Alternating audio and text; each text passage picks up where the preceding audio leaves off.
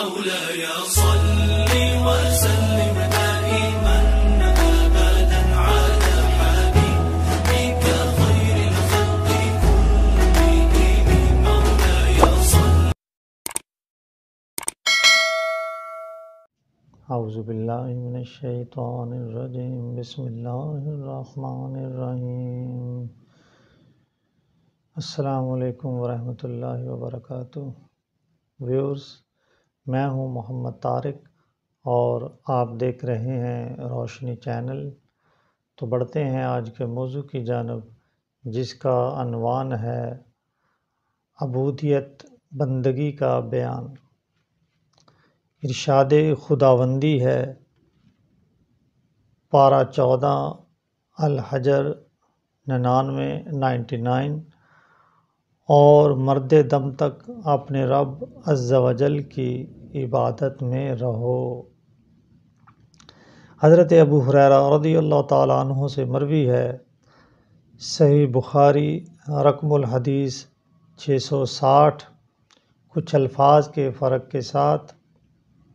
رسول اللہ صلی اللہ علیہ وسلم نے فرمایا، 7 قسم کے آدمیوں کو اللہ عز و جل سایہ رحمت عطا فرمائے گا جس دن اس کے سائے کے علاوہ کوئی سایہ نہ ہوگا. نمبر 1، انصاف کرنے والا حکمران. نمبر 2، وہ نوجوان جو اللہ عز و جل کی عبادت میں پروان چڑھا. نمبر 3، وہ شخص جس کا دل مسجد سے جڑا رہے جب وہ وہاں سے نکلے حتیٰ کہ اس کی طرف لوٹ آئے. نمبر 4، وہ 2 شخص جو اللہ عز و جل کے لیے ایک دوسرے سے محبت کریں، اسی پر اکٹھے ہوں اور اسی پر ایک دوسرے سے جدا ہوں.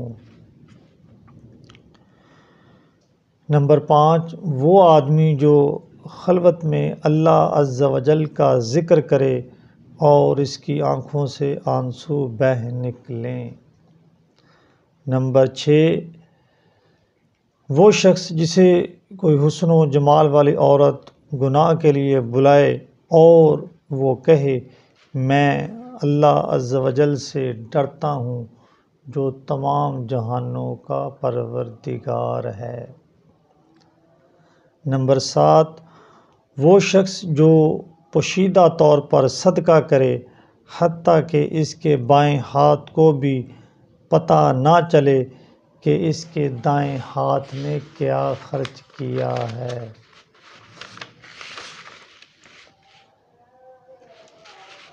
حضرت ابو علی دقاق رحمۃ اللہ تعالیٰ علیہ فرماتے ہیں، عبودیت عبادت سے زیادہ مکمل ہوتی ہے.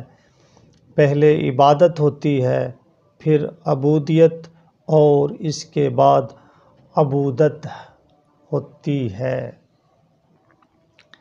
عبادت عام مومنوں کے لیے، عبودیت خاص لوگوں کے لیے اور عبودت خاص الخاص لوگوں کے لیے ہے. عبادت اس کے لیے ہے جس کو علم الیقین حاصل ہو، عبودیت اس کے لیے ہے جس کو عین الیقین حاصل ہو، اور عبودت اس کے لیے ہے جس کو حق الیقین حاصل ہو. عبادات مجاہدات والوں کے لیے، عبودیت تکلیف برداشت کرنے والوں کے لیے، اور عبودت مشاہدہ کرنے والوں کی صفت ہے. پس وہ شخص جو اپنے نفس کو اللہ عز و جل سے دور نہ رکھے وہ عبادت والا ہے. جو اس پر اپنے دل سے بخل نہ کرے وہ صاحب عبودیت ہے، اور جو اپنی روح کے ساتھ اس سے بخل نہ کرے وہ صاحب عبودت ہے. اور کہا جاتا ہے کہ عبودیت یہ ہے کہ تم عبادت پر کامل طور پر کاربند رہو، اور جو عبادت تم سے صادر ہوتی ہے اسے ناقص خیال کرو، اور جو نیک اعمال کرو ان کو تقدیر جانو۔ اقوال صوفیاء کرام۔ حضرت ذوالنون مصری رحمۃ اللہ تعالیٰ علیہ فرماتے ہیں، عبودیت یہ ہے کہ تو اپنے آپ کو ہر حال میں اللہ عز و جل کا بندہ سمجھ، جس طرح وہ ہر حالت میں تیرا رب ہے۔ حضرت ابو علی دقاق رحمۃ اللہ تعالیٰ علیہ فرماتے ہیں، تو اس کا بندہ ہے جس کی غلامی اور قید میں پھنسا ہوا ہے۔ اگر تو اپنے نفس کی قید میں ہے تو تو اپنے نفس کا بندہ ہے، اور اگر تو اپنی دنیا کی قید میں ہے تو تو اپنی دنیا کا بندہ ہے۔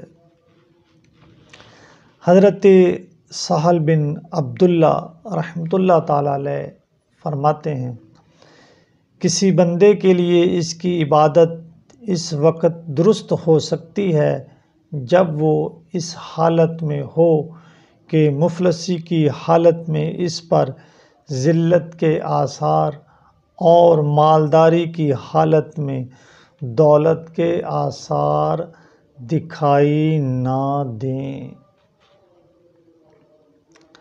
حضرت ابو حفص رحمۃ اللہ تعالیٰ علیہ فرماتے ہیں، عبودیت بندے کی زینت ہے، پس جو اس کو ترک کر دے وہ زینت سے خالی ہو گیا۔